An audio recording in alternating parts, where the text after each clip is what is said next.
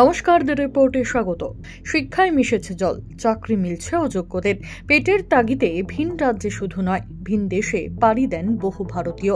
তবে সেখানে গিয়েও যে শান্তি নেই, এ কথার উদাহরণ হয়ে রয়েছে আরব দেশের দুর্ঘটনা। কুয়েতের বহুতলে অগ্নিকাণ্ডের ঘটনায় ৪৯ জন মৃত্যুর ঘটনা প্রকাশ্যে এলেও তার মধ্যে ৪০ জনই ভারতীয়। নিহতদের মধ্যে বেশিরভাগই কেরালা ও তামিলনাড়ুর বাসিন্দা। একই সঙ্গে ৩০ জন আহত হয়েছেন বলে খবর মিলেছে। এই মুহূর্তে যে আপডেট মিলছে, এই ঘটনায় নিহত ব্যক্তির দেহ এখনো শনাক্ত করা যায়নি। সেক্ষেত্রে ডিএনএ টেস্ট করা হতে পারে বলে খবর। কুয়েতের অগ্নিকাণ্ডের ঘটনার পরিস্থিতি পর্যালোচনা করতে বৈঠক করেছেন প্রধানমন্ত্রী।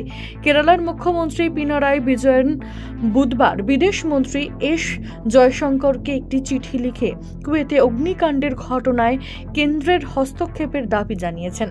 বুধবার কুয়েতের মনগফ এলাকায় একটি বহুতলে আগুন লাগে। সেই বহুতলে বসবাস করতেন প্রায় ১৬০ জন শ্রমিক।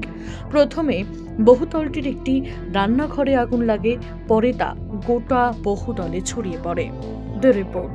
সমস্ত খবরের আপডেট পেতে লাইক করে সাবস্ক্রাইব করুন দ্য রিপোর্ট চ্যানেলটি। সেই সঙ্গে বেল বাটন প্রেস করতে ভুলবেন না। আপনাদের একটা সাবস্ক্রিপশন আমাদের জন্য অত্যন্ত মূল্যবান। জয় হিন্দ।